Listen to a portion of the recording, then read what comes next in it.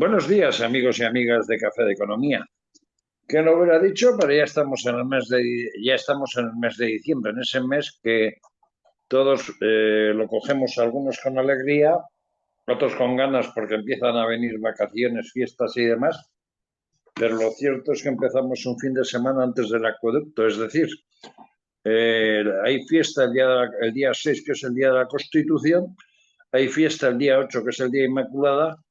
Y los andaluces, por ejemplo, tenemos fiesta el día 4, que es el Día de la Bandera, o sea que prácticamente es una semana, yo no sé si llamarla de acueducto o qué, pero en Café de Economía, aparte de que nos vamos a tomar la semana que viene un poquito de fiesta, porque conviene descansar un poquito, refrescar la memoria y quitarnos todo este estrés que venimos sufriendo desde el pasado mes de julio, que se celebraron las elecciones generales, y ahora que se ha abierto ya la legislatura, pues antes de que empiecen los temas de presupuesto, los temas económicos, las broncas con Sánchez, que Puigdemont le dé permiso para poder respirar, que ya le ha amenazado, por cierto, a la hora de decirle que tenga cuidado porque a la mínima le va a montar una moción de censura. Pues antes de todo esto, la semana que viene, que no va a haber programa, pues vamos a descansar todos un poquito. Pero esta semana, como previo a lo que nos puede deparar el año 2024, un año que no se prevé excesivamente bueno para España, porque todas las previsiones indican que en cuanto a crecimiento va a bajar y por otro lado, pues también habrá problemas y dificultades tanto con el IPC, que está disparado. Hoy día poder hacer la compra, por ejemplo, es una salvajada, y estos días que si los días de esas compras especiales y demás lo notará todo el mundo. Y también hay otro capítulo importante, que es el capítulo de inflación, lo cual es decisivo para la marcha de la economía. Como sabéis, pues hoy vamos a hablar con dos de nuestros integrantes, concretamente con Miguel Ángel Paniagua y con Miguel Cornejo. Buenos días a los dos. Buenos días. Buenos días, Eugenio. Buenos días a Pues como decía yo, tenemos ahora el problema de los tipos de interés. Parece que la FED y el Banco Central Europeo están pensando de momento en que ya se ha llegado de alguna manera a llegar a un techo de subida de tipos de interés, aunque no sería descartable bien este mes de diciembre o en el mes de enero llegar a una a una última subida de tipos, pero después parece ser que todo se paralizaría y quizás incluso en el segundo semestre bajar los tipos de interés. ¿Cómo lo ves, Miguel Ángel? Bueno, lo veo complicado que bajen los tipos de interés. No tanto porque la inflación pueda estar controlada, que no lo sabemos, la verdad, porque hay un poco de descontrol sobre la información y sobre las previsiones. Eh, Ahora, estos días, pues nos dicen que es posible que suba un poco la inflación el año que viene, en otros momentos nos dicen que está controlada. No lo sabemos. Estamos ya cerca de ese 2%, estamos alrededor del 3%, y teóricamente es posible bueno, pues que no necesitáramos mantener estos tipos tan altos, pero el Banco Central Europeo es bastante, igual que es bastante conservador a la hora de comenzar la subida de tipos, al contrario que la Fed americana, que lo subió inmediatamente, pero también es muy conservadora a la hora de hacer cambio de tendencia. Es decir, es posible que aguante con los tipos altos bastante tiempo. Incluso cuando la inflación esté controlada, es posible que sigamos teniendo tipos altos durante un cierto tiempo. También es verdad que han llegado algunos mensajes, especialmente más de la Fed que de aquí del Banco Central Europeo, de que quizás se hubieran excedido en la subida de tipos de interés. Hay mensajes de todo tipo, pero yo creo que no tienen claro exactamente qué hacer y que van a estar, al menos van a estar esperando una temporada para ver por dónde se mueven. Pero yo no espero que bajen ni siquiera en el segundo semestre. Yo creo que van a estar todo el año 2024 los tipos mantenidos en este nivel, salvo que la inflación tuviera una evolución que no esperamos o hacia arriba otra vez, o que de repente bajara muchísimo, que tampoco lo creo. Miguel Cornejo, ¿tú cómo ves el tema de los tipos de interés? Y luego hay dos cuestiones importantes, y es que, por ejemplo, Suecia ha entrado en recesión y Alemania no lo está pasando muy bien porque tiene problemas incluso para la aprobación de sus presupuestos, ¿no? Mm. Bueno, por un lado, lo que decía antes Miguel Ángel, que la inflación está a unos niveles controlados en las economías más grandes. En la española, la última previsión para el año que viene es de 4 y pico, no 2 precisamente, con lo cual yo la verdad es que era bastante pesimista en cuanto a que pensaba que iban a subir incluso más, pero es verdad que las economías centrales no lo están pasando bien, con lo cual la presión para que no solo no suban, sino que bajen relativamente pronto está ahí. Pero son alemanes, yo creo que prefieren que les duela arriesgarse a que suba la inflación. Luego, en cuanto a Estados Unidos, es verdad que hablan de bajar, pero la economía americana no solamente está resistiendo muy bien, sino que tiene unos niveles de crecimiento de empleo que da gusto verlos. Con lo cual no tienen la menor presión para bajar y sí que tienen razones para seguir absorbiendo más, ¿sabes? Es decir, para seguir teniendo los tipos altos. Yo creo lo que dice Miguel Ángel, tenemos para todo 2024 y el problema es que hay economías pues, que lo van a pasar peor con esos tipos de interés. Y entre ellas la nuestra, que no le viene nada bien, y otras, pero son igualmente periféricas. Entonces, mientras la inmensa mayoría de la masa económica del euro le venga bien unos tipos del 3 y pico, 4, pues le van a seguir. Desde el punto de vista de crecimiento, Miguel Ángel Paniagua, parece ser que todas las estadísticas indican que España va a ser el país de mayor crecimiento de la Unión Europea, pero a pesar de todo, la economía española está hecha unos zorros y vamos a tener muchas dificultades, ¿no? Bueno, este año todavía creceremos, parece ser por encima del 2%, pero todas las previsiones para el año que viene se sitúan por debajo, 1,5, 1,25, 1,60, es decir, estamos ya por debajo del límite que normalmente además estimamos que es necesario para crear empleo, con lo cual lo lógico es que se destruya.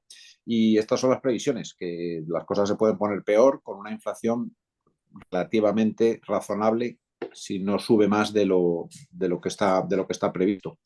Y con una inestabilidad mundial todavía muy, muy importante. Todavía no hemos tenido muchas consecuencias de la guerra a Israel y contra Gaza, pero puede que sí, puede que ese conflicto al final se extienda por otros territorios del Oriente Próximo y podamos tener algún problema, sobre todo en los precios de los carburantes, en el precio del petróleo, que sería un poco lo normal y es lo que los mercados esperaban. O sea que hay bastantes riesgos, las previsiones no son buenas y encima hay bastantes riesgos, con lo cual yo creo que la situación española no va a ser buena. Tampoco se toman medidas de ningún tipo. No es que este gobierno funcione, es que lo que se está anunciando ya son más subidas de impuestos, más subidas de cotizaciones sociales, o sea, más presión a las empresas para que no crezcan, para que no inviertan y para que no contraten. O sea que no estoy muy esperanzado en los resultados del próximo año. Miguel Cornejo, visto, Lagarde, ¿qué está haciendo? ¿Una política a la espera de cómo actúa la Fed? ¿Tiene la propia política o en sí misma se está dejando un poco aconsejar o presionar, por llamarlo de alguna forma, por países como Alemania, porque no se ve una postura clara con respecto a cuál va a ser la política de tipos de interés a partir del 2024? Yo creo que hay mucho de que mucha gente ve lo que quiere ver en las posturas de Lagarde, ¿vale? Porque, en primer lugar, una de las cosas que han sido espectaculares en cómo se ha frenado la inflación en este inicio de crisis ha sido que la gente ha visto muy claras las señales, tanto por la FED como por el Banco Central Europeo. De hecho, van a subir, y la inflación inmediatamente, salvo en España y por otras razones y algunos más, después ha entendido el mensaje y ha bajado bastante deprisa. Creo que las economías europeas tienen unos parámetros distintos de la americana. Entonces, la americana aguanta mejor la inflación que la europea. La europea, tanto por razones estructurales económicas como políticas, no le gusta nada la inflación. Lo que decíamos antes, las mayores economías del euro y muy especialmente Alemania es alérgica. Entonces, lógicamente, Lagarde responde a eso, pero responde sobre todo a unos objetivos específicos. Le han dicho por debajo de una cifra y cuidado con el empleo. Entonces, lo que no tiene precisamente la FED. Dices, bueno, pues es lo que tiene que cuidar. Es decir, tiene sus propios parámetros y yo no creo que lo esté haciendo mal. Es verdad que es menos clara que los señores de la FED, pero yo creo que tampoco... Pues que ver dudas en lo que está haciendo son ganas de que suba o de que baje según quien lo esté mirando. Pero lo que es evidente es que de alguna forma esas subidas tan destacadas que ha habido de tipos de interés, especialmente en este año 2023, se van a paralizar. O sea, se prevé que pueda haber alguna y de hecho ya desde junio, de alguna forma, desde el propio Banco Central Europeo, directivos de países del Banco Central y tal, pues le estaban un poco, no obligando, pero sí combinando a que empezara a cambiar. Por ejemplo, la subida de tipos, inicialmente Lagarde empezó subiendo 0,50 prácticamente durante varios tramos hasta que llegó a subir un cuartillo, ¿no? O sea, 0,25. Con lo cual, de alguna forma, se puede decir también que se ha visto condicionada por presiones en la propia entidad, ¿no? Ha ido con mucho más cuidado que lo que decíamos en el FED. El mensaje ha querido ser muy claro y lo han conseguido del tirón. Aquí, sin embargo, también, repito, yo esperaba que hubiera más subidas de las que ha habido antes de que se controlara la inflación. Y sin embargo, lo han entendido muy bien las economías o son más frágiles de lo que parecía, porque las dos explicaciones son válidas. Miguel Ángel Paniagua, vamos a ver, España se enfrenta ahora a una diatriba de cara a empezar la nueva legislatura y es que, como decíamos la semana pasada, la política económica del gobierno está un poco a la espera de un acontecimiento que va a ser importante y es el hecho de que si va a continuar o no Nadia Calviño en el gobierno o va a irse al Banco Europeo de Inversiones, pero parece que la última cuña que le ha salido de las muchas que se han hablado desde que se anunció su candidatura, resulta que Italia parece ser que puede presentar candidato. ¿Cómo ves tú esto? Bueno, pues mal, porque poner un ministro de Economía que sigue en funciones, o sea, todos los ministros están operativos menos Nadia Calviño, que está en funciones realmente, porque está pendiente de su nominación y su posible designación de su candidatura para presidir el Banco Europeo de Inversiones. Entonces, pues imaginemos que está 2 o 3 meses y que después llega un ministro nuevo que tiene que empezar de cero y que incluso se oye hablar, porque o sea, había muchas informaciones inicialmente o daba la sensación de que iba a ser Escrivá en caso de, porque le habían asignado la parte de transformación digital que estaba en la legislatura pasada dentro del Ministerio de Economía, pero últimamente se oyen muchas voces diciendo que va a ser María Jesús Montero, lo cual ya me parece terrible, porque María Jesús Montero a mí me parece un peligro en la cartera de Economía, porque es una persona muy ideologizada, muy al servicio Y de Pedro mentirosa Sánchez. como ella sola. No quiero decir tanto porque todo el gobierno nos ha mentido muchas Pero veces, o ves sea su que no. actuación como consejera de Economía y Hacienda de la Junta de Andalucía, que niega lo que ella misma hizo y reclamó, ¿no? Exacto, sí, ha cambiado como un calcetín, la verdad, desde que llegó al gobierno. Por eso te digo que a mí me parece muy preocupante que estemos con un ministro de Economía, una ministra de Economía en funciones y que el próximo ministro encima tengamos el riesgo de que sea María Jesús Montero. Yo creo que eso no va a ser nada bueno para nuestro crecimiento y para el desarrollo empresarial del próximo año, por lo menos. Hablando del que podría ser sustituto de Nadia Calviño, de José Luis Escrivá, quizás este tramo que va a empezar ahora, a partir de, vamos a decir, inmediatamente después de Navidades, porque no le va a dar tiempo a Sánchez a aprobar los presupuestos, porque además hoy sábado tiene una reunión en Suiza, la reunión Gin Tonic que le llamo yo, porque la reunión es en Ginebra y no sabemos si Santos Garcés, el secretario general del Partido Socialista, perdón, el secretario de organización del Partido Socialista Obrero Español, va a ir a pedir permiso, va a ir a tomarse un gin tonic con Puigdemont, pero lo cierto es que tiene que pasar revista o cuentas de todo lo que van a aprobar y parece ser además que con mediadores internacionales que tendrían mucho que ver con los que actuaron con la negociación secreta que tuvo José Luis Rodríguez Zapatero y que también intervinieron en temas de Irlanda del Norte. Entonces, desde esa perspectiva, ¿vamos a tener facilidad para aprobar los presupuestos o vamos a estar esperando a tener que llevar cada partida, cada cuenta, cada asiento a Bruselas para que digan ok, Miguel Ángel?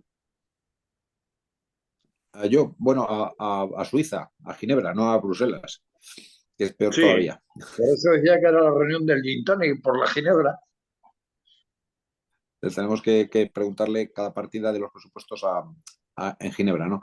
Pues el tema de los verificadores internacionales, pues le viene muy bien a Junts per Cat, a Puigdemont, y para que se cumpla todo lo que ellos plantean y para que el gobierno no pueda escaparse.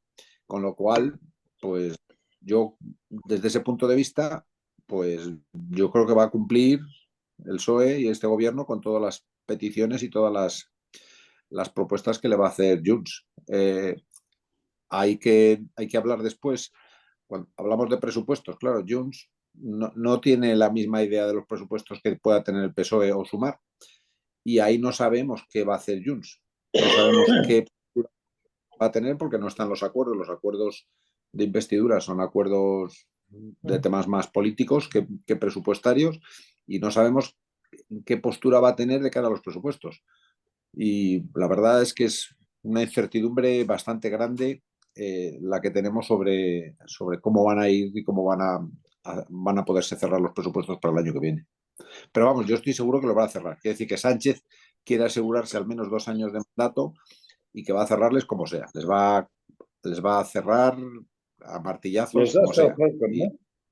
Y tendrá que ceder lo que tenga que ceder y lo cederá, porque ya sabemos que a él ceder no le cuesta nada. Porque, claro, él no está cediendo con nada suyo, está cediendo con lo de todos, incluso con el propio sistema, eh, eh, pues con la propia Constitución y con nuestro propio sistema democrático. O sea que ceder unos euros o unos proyectos o unas inversiones o tal, no creo que le preocupe lo más mínimo, la verdad. O unas decenas de miles de euros en este caso, sí. De miles de No. millones, quiero decir. Es lo que... Sí, sí. Ahora viene Miguel Cornejo. Oye, intervenir sin que tenga que andar haciendo yo preguntas, pero Miguel Cornejo, vamos a ver, teniendo en cuenta las necesidades de España, se quisiera que para primavera, por poner una fecha razonable, 21 de marzo así, deberían de estar aprobados los Sí. presupuestos con una tendencia clara a recuperar todo ese tiempo perdido que llevamos desde prácticamente septiembre hasta que se aprueben, ¿no? Miguel Cornejo.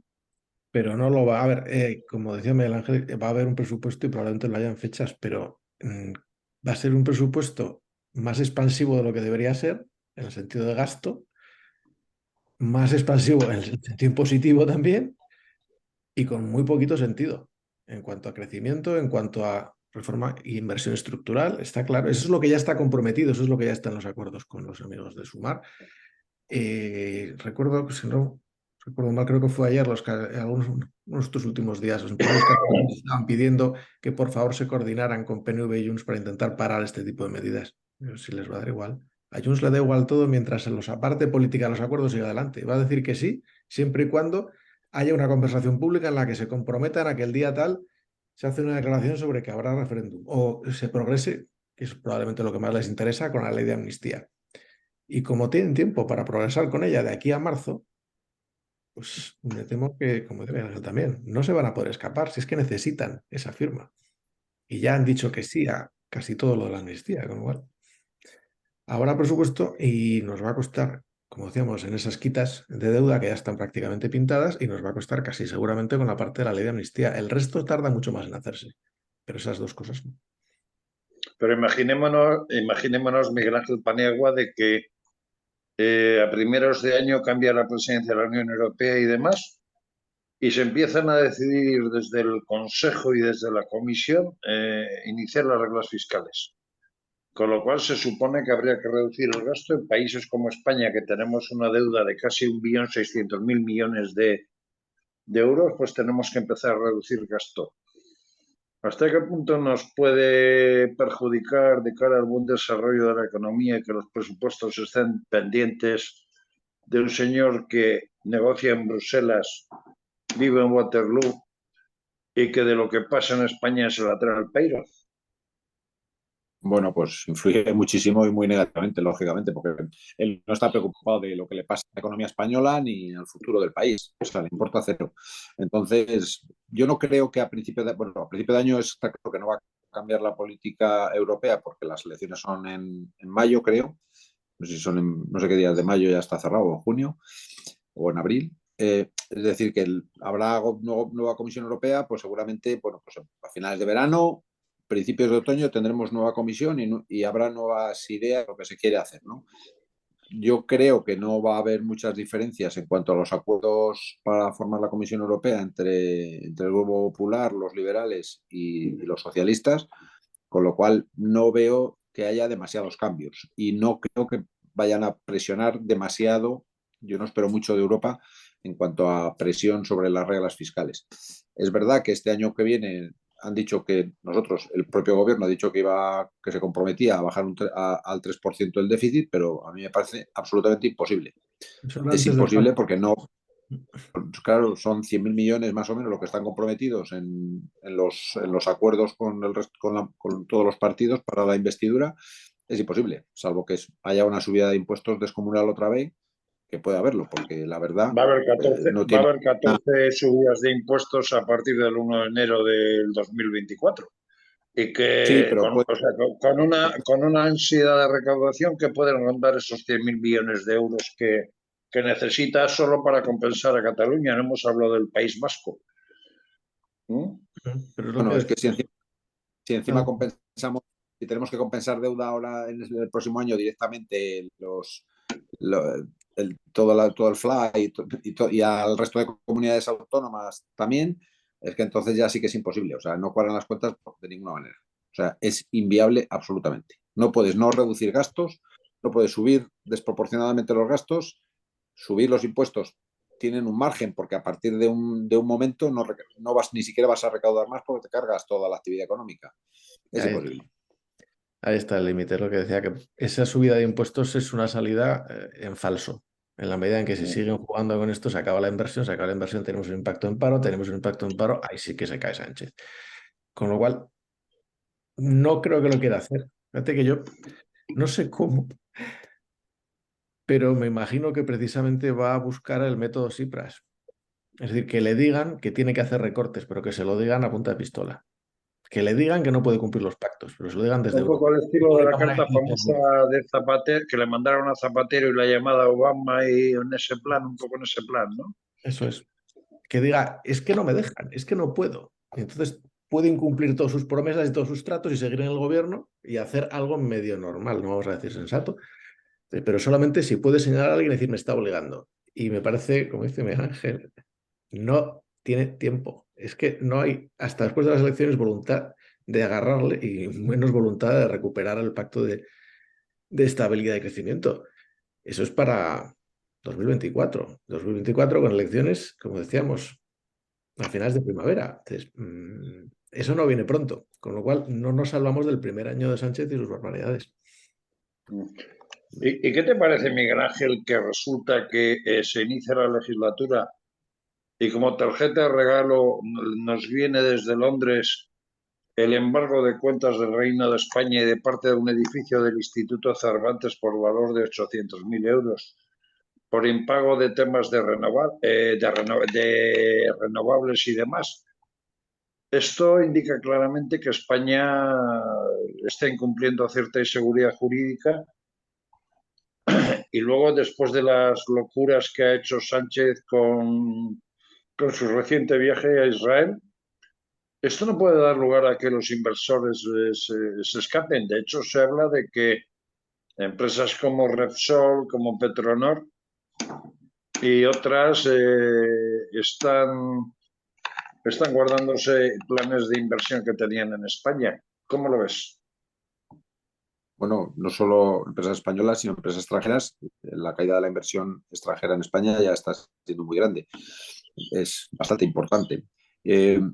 Bueno, pues, o sea, Fíjate si crearnos fuera enemigos. importante que, por ejemplo, el sector inmobiliario, que era de los fuertes y particularmente destinados a los extranjeros, ha caído de una forma estrepitosa a partir del verano del orden de un 23 a 25%. Bueno, es que ya sabes que el gobierno ha hecho una Sobre ley de todo también vivienda por los tipos de interés. ha hecho una ley de vivienda que no favorece para nada el mercado. O sea, que está penalizando el mercado. Es que cada vez estoy seguro que hay más gente que no quiere alquilar. Te planteas muy seriamente comprar en estos momentos una vivienda por la inestabilidad del futuro, porque no sabes hasta dónde van a llegar las subidas de impuestos, hasta dónde van a llegar las subidas de las cotizaciones, y no sabes si vas a poder tener disponible suficiente para poder pagar una cuota hipotecaria. Y todo esto genera una burbuja de desconfianza, que es lo que hace que no se generen inversiones, que no se hagan nuevas inversiones, que no se contrate personal, todas estas cosas que hace que al final los resultados sean malos. Buscar enemigos en el exterior, pues tampoco lo entiendo, la verdad. No lo entiendo. Y sobre todo ir en contra de lo que decide la Unión Europea. Si nosotros ahí tenemos a la Unión Europea que tiene una posición comunitaria, pues vamos a ceñirnos a la posición comunitaria y nos dejamos de líos. Yo es que creo que nos podíamos salvar de muchos problemas internacionales solamente estando al abrigo de la Unión Europea, que tiene su propia, más o menos, política exterior, ¿no? Y eso es lo que no tiene mucho sentido. Y generamos conflictos continuamente. Los generamos con Argelia, que nos ha costado muchísimo porque nos pilló encima los primeros años, los primeros meses el primer año, casi 2 años de la crisis energética, que nos ha tocado pagar el gas muy caro por culpa Por cierto, de Argelia no generar. iba a empezar a renegociar de nuevo con el gobierno español para intentar restablecer aquellas relaciones diplomáticas, particularmente por el tema económico, por el tema del gas, Sí, porque sí, pero es que parece nos ser ha que pillado había los dificultades dos. ya con Argelia y tal y quería recuperar el mercado, ¿no? Sí, han vuelto los embajadores y bueno, están volviendo las relaciones, pero ya te digo, nos ha pillado los 2 años peores en un conflicto con Argelia, lo cual, pues eso, nos ha afectado al bolsillo muchísimo. Ya digo, teníamos ahí el gas argelino que nos iba a salvar de toda la crisis que iba después de la guerra, de la invasión rusa de Ucrania, y no hemos podido disponer de ello porque, de hecho, hemos sido uno de los mayores consumidores de gas ruso. Hemos crecido bastante durante Exponencialmente, sí, casi es el primer país al que le compramos gas, ¿no? lo cual es terrible, vamos. Miguel Cornejo, quizás el ejemplo de la falta de seguridad jurídica, del temor de las empresas extranjeras, puede ser un buen ejemplo lo que ha sucedido en Navarra con Volkswagen y con su intención de invertir en coche eléctrico, que si se iba a poner una planta adyacente o tal o cual, y luego al final no se ha puesto ni la inversión que se preveía ni el tipo de planta que se quería, evidenciando que por un lado el coche eléctrico está vamos a decir, en crisis, entre comillas, en Europa, y por otro lado, pues que parece ser que España no es un buen sitio para cómo se va a desarrollar el sector del automóvil. Bueno, hay tantísimos factores. Por un lado, tenemos efectivamente que en las negociaciones, bueno, cualquiera de estas inmensas inversiones, que no son grandes, dependen mucho del tratamiento que se les dé desde el poder político. Y en este caso, digamos que se ha favorecido claramente la ampliación de la zona franca, la concentración de las inversiones de Volkswagen en la zona de Barcelona respecto a Landaven en Navarra. Aquí se ha negociado con una mano atada a la espalda porque el gobierno nacional tampoco tenía autonomía, es decir, como era del mismo partido, no podía llevar la contraria a lo que se estaba haciendo desde Madrid. Eso por un lado. Por otro lado, es verdad que era una de las plantas más eficientes de Volkswagen, pero también una de las más pequeñas. Con lo cual, ahí siempre hay temas de economía de escala y siempre había dudas de futuro. En el momento en que se decide que no va a haber una planta de baterías cerca, ya empieza a haber dudas a largo plazo. Entonces, no es solamente un tema de inseguridad jurídica, es verdad que hay un nivel de arbitrariedad en las decisiones para llevarlas a un lado u otro, que sí que tiene que ver con inseguridad jurídica, pero son más cosas. Ahí es pues eso, que llevamos decayendo económicamente aquí demasiado tiempo, que no es prioritario para nadie y que tiene un tamaño peligroso la planta. Está justo Pequeño que cualquier día se puede marchar, ¿no? marcharse en una gran empresa es muy difícil que se vaya. Lo que hace es dejar de invertir hasta convertirlo en una Reducir la empresa muy producción y no potente. invertir, ¿no? Hasta que sea inviable. hasta que se convierte en residual. Eso lo han hecho ya muchísimas.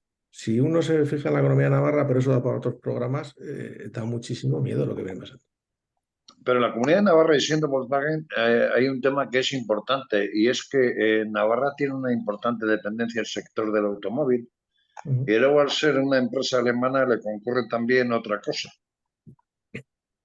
Si yo digo el nombre de José Luis López de Riortúa, mucha gente igual no se acordará, pero la gente que somos del norte, Miguel Ángel también probablemente habrá oído hablar de él. Era un directivo de Opel que quiso poner hace ya muchísimos años una empresa en la localidad en Vizcaya, pero su teoría era la concentración de empresas alrededor de una empresa matriz que era la que construía y luego estaban todas alrededor, con lo cual se generaba como un propio circuito económico. Eso en Volkswagen yo creo que en Navarra existe también y podría Claro, ser un varapalo salvaje para el Producto Interior Bruto navarro, ¿no? hoy ya lo está haciendo. Piensa que ahí al cambiar simplemente de construcción de vehículos de motor de explosión a eléctrico, cambian completamente prácticamente todos los componentes, que no sean, digamos, los amortiguadores y las lucecitas. El resto es completamente distinto. Todo el tren motor es completamente distinto. Quiere decir que una gran parte de los proveedores actuales de Volkswagen en Navarra se quedan a dos velas. Y Entonces, sin saber qué hacer, ¿no? la evolución a eléctrico es durísima, es una reconversión y no se está abordando. Entonces, claro, ahí vamos a tener daños colaterales, unos cuantos. Y lo que decías tú muy bien, es un polo económico en el que hay no sé ni cuántas capas concéntricas de empresas proveedoras de proveedoras de proveedoras, que se ha creado un ecosistema Sí, en torno a porque si te acuerdas, Miguel, la teoría de José Luis López de Riortúa, que en aquel momento fue al poco de inaugurarse Figueruelas, ¿qué año puede ser? Finales de los 80, primeros de los 90 aproximadamente, no me acuerdo la fecha exacta, pero que hablaba que lo importante de una fábrica de automóviles era generar una empresa matriz con la cual de manera concéntrica hubiera empresas suministradoras, que se generaba un círculo económico y que de esa manera los costes se abarataban, la producción mejoraba y demás. Y Sí, sí, siendo alemana, aunque Reortoa no tenía nada que ver con Volkswagen, pero la mentalidad era más o menos parecida, ¿no? sí, bueno, bueno, hizo muchas innovaciones en gestión de costes, hizo muchas innovaciones en muchos sentidos, pero ese concepto, más que descubrirlo, digámoslo así, lo señaló. Es como se venía trabajando en todas las grandes ciudades industriales de automóviles. Eso, tienes un núcleo de ensamblador, digamos, y tienes los fabricantes de componentes, que además durante décadas cada vez iban haciendo menos cosas los fabricantes, digamos, los ensambladores, las marcas, y delegaban más. Ahora eso está cambiando un poco, pero es eso, es un componente importantísimo de la economía navarra, como decíamos, es un multiplicador. Esa base industrial alimenta en parte a compañías que no solamente venden a Volkswagen, con lo cual, pero es un cliente crítico. Con lo cual pueden exportar, pues tienen una potencia que alimenta a su vez mucho más economía en Navarra. Lo que decíamos antes, son 600.000 personas pegadas al Pirineo. Entonces, si les quitas la base industrial en Navarra, tenemos problemas. Y los Sí, estamos. porque si en Navarra se quita la industria hortofrutícola y la industria de eso y tal, quitas la Volkswagen y Navarra quedaría absolutamente decapitada, salvo en la zona de la Barranca, una industria pequeña de alta tecnología, Pero pyme eso, y tal, pero poco más, ¿no? eso si no tienen dónde exportar, es decir, no tienen a quien les ayude a que su producto se convierta en algo exportado, van poco lejos. Por ahí yo digo que da para hablar más, porque no es el único factor. Cosas tan sintomáticas como la Clínica Universitaria de Navarra, ahora mismo tiene muchos más médicos en Madrid que en Navarra. Intentas encontrar un especialista, dices, están todos en Madrid, se han ido. Y Y detrás de de ellos, Navarra pasando a Palencia, Miguel Ángel Paniagua, tú también, tu provincia es muy importante dentro del sector del automóvil. ¿Cómo se ven las cosas allí de cara al coche eléctrico? Porque también preocupa mucho qué decisión, qué decisiones tome Renault, qué decisión tome también, vamos a decir, otra zona de influencia como puede ser Valladolid, ¿no?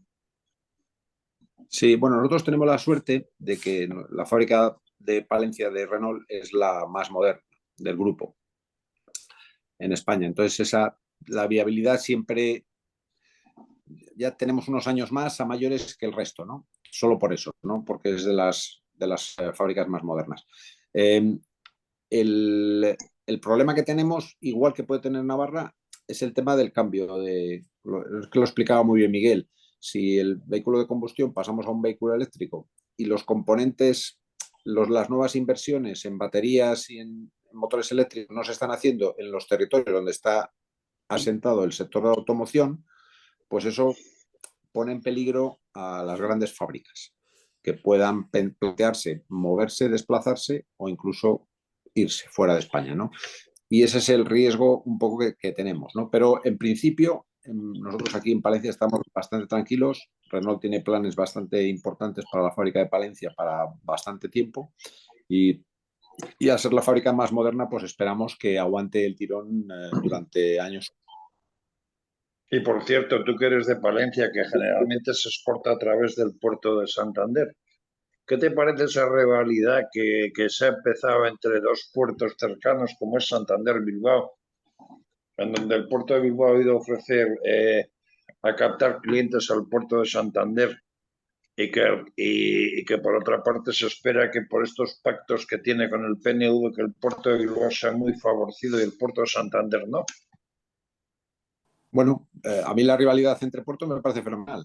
La rivalidad, cuanta más competencia haya, mejores servicios y más baratos y a mejores precios se ofrecen al mercado. Y para la industria, el poder exportar de una manera óptima y barata a unos precios razonables, pues es muy positivo. O sea que a mí la rivalidad me parece bien. Lo que no me parece bien es que se utilice a los poderes públicos para favorecer a unos frente a otros. Eso es lo que no me parece lógico.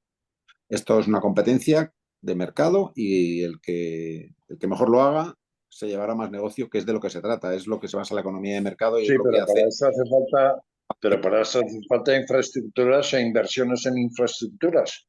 Yo te Y digo por ejemplo, que no puede las ser. inversiones en infraestructuras que le van a llegar al puerto de Bilbao desde el gobierno central, comparadas con las que le pueden llegar al gobierno de Santander, dada la dependencia, vamos a decir, de voto que tiene Sánchez para en la legislatura, pues puede crear ahí un abismo de diferencia y de competitividad entre dos puertos que son pues, importantes, más importante el de Bilbao que Santander, pero queda muy descompensada vamos a decir, la posibilidad de que puedan competir en igualdad de condiciones, ¿no?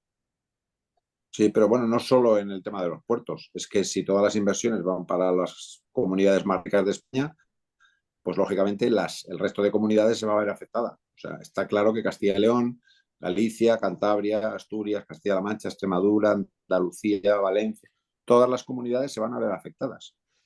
Es lógico, porque el dinero ya sabéis que es limitado.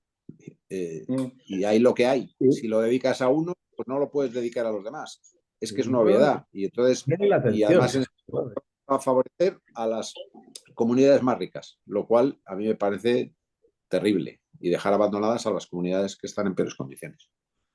¿Qué vas a decir, Miguel Cornejo?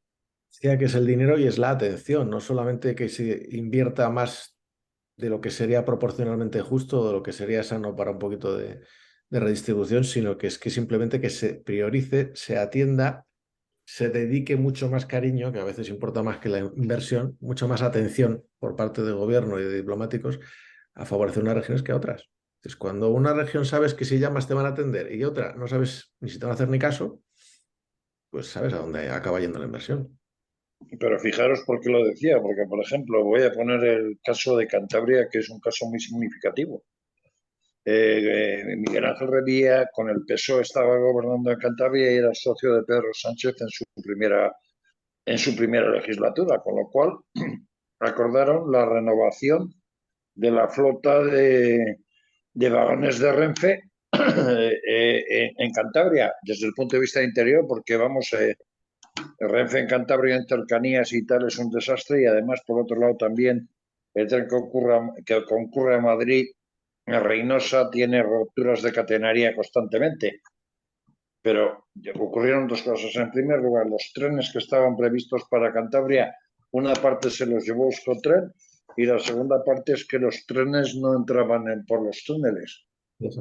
Si nos planteamos las inversiones de esa manera, ¿qué va a pasar con zonas? Ya sabemos, por ejemplo, que Cantabria es una zona vamos a decir que es una región colchón del País Vasco y Asturias de Galicia, pero ¿qué van a pasar con ese tipo de regiones? O sea, para ellos, para poder desarrollar su economía, esa infraestructura es vital.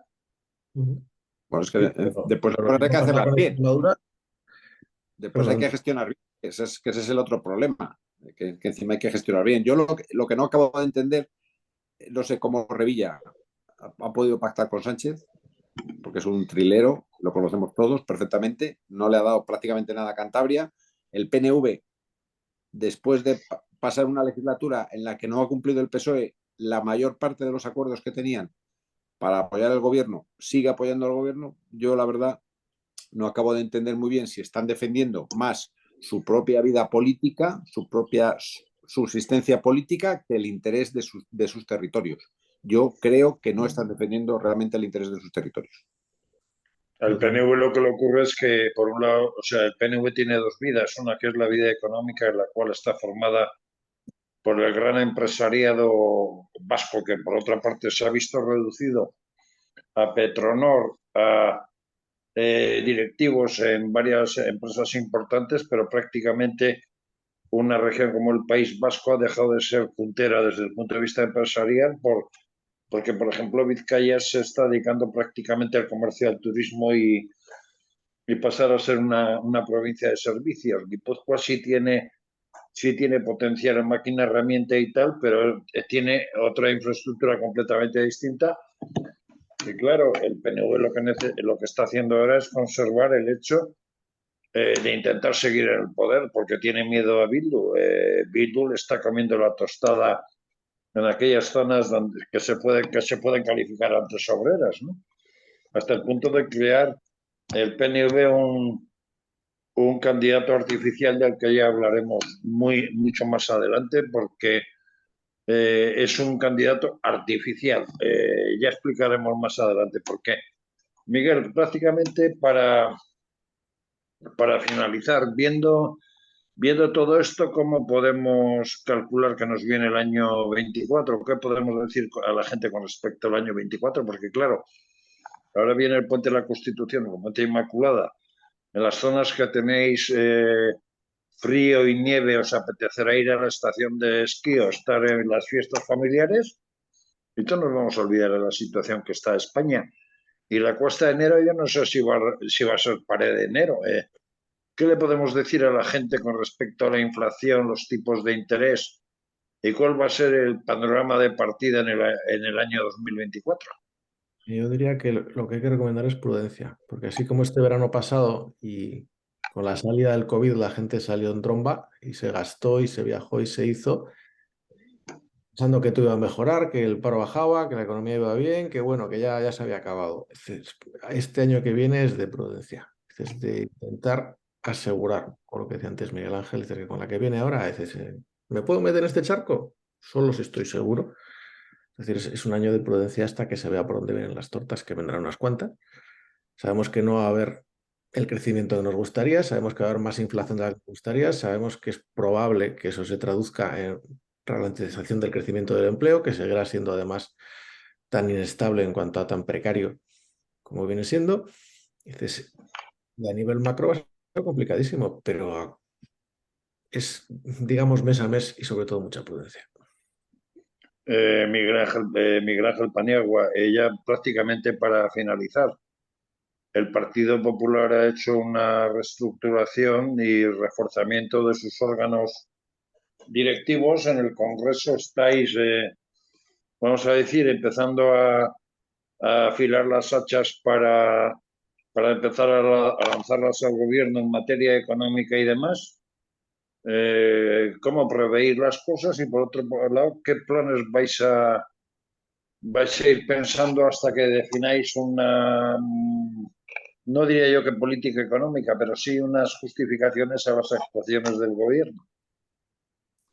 Bueno, mañana conoceremos a qué nos vamos a dedicar todos los diputados y vamos a saber en qué comisiones vamos a estar, qué portavocías vamos a llevar, etcétera, etcétera, con lo cual empezará a trabajar ya el grupo parlamentario y el área económica del grupo. Encima se mantiene Génova Juan Bravo, con lo cual más o menos habrá bastante bastante continuidad. Bueno, pues hay que hacer un seguimiento y control al gobierno, pero aparte de que por todas las medidas que influyen negativamente en la actividad económica, en los desequilibrios que hay territoriales, que esto es un control que vamos a tener que hacer de forma exhaustiva porque es realmente injusto cómo se va a tratar a unos territorios frente a otros. Y después, mientras, a la vez, tenemos que hacer, lo que tenemos que ir haciendo es construyendo un proyecto económico para la siguiente legislatura, que es posible que esta sea corta y que pueda ser en 2 años, y podamos presentar un proyecto de futuro económico para el país. ¿Será un pilar clave de la futura forma de hacer oposición del Partido Popular el hecho de la financiación autonómica? Con lo cual, por ejemplo, puede utilizar la conferencia de presidentes en el Senado, aparte de intentar crear debates importantes en el Congreso con respecto a la financiación autonómica. Sí, la financiación autonómica va a ser un tema crucial. Hay compromiso, además, en los acuerdos de investidura, con lo cual se va a tener que cerrar y teniendo en cuenta la desviación que estamos viendo hacia unas comunidades frente a otras, pues va a haber que lucharlo y va a ser un tema muy, muy conflictivo durante esta legislatura. Pues Miguel Ángel Paniagua y Miguel Ángel Cornejo, los dos Migueles de nuestro programa. Gracias por haber acudido a Café de Economía y a pasar, yo no sé si llamarle puente acueducto o qué, pero a pasar esta semanita que va a ser intensa en fiestas, pero necesaria porque vienen tiempos y curvas importantes, con lo cual los neumáticos hay que ponerlos rápidos y como se diría, pues en realidad las curvas hay que cogerlas a fuerte velocidad, ¿no? Pero sin estrellarse. Gracias Miguel Ángel y gracias Miguel Cornejo, amigos y amigas de Café de Economía. Nos vais a permitir la pequeña licencia de descansar la semana que viene porque son de esos días que, por ejemplo, en mi caso en Andalucía tenemos 3 días seguidos de fiesta y claro, también pues cada cual tendrá sus ganas de ocio y no vamos a andar dando la lata ni a nuestros contertulios ni a personajes porque cada cual tiene necesidad de descansar. Así que hasta dentro de 2 semanas y a disfrutar del Día de la Constitución y del Día Inmaculada. Gracias por todo.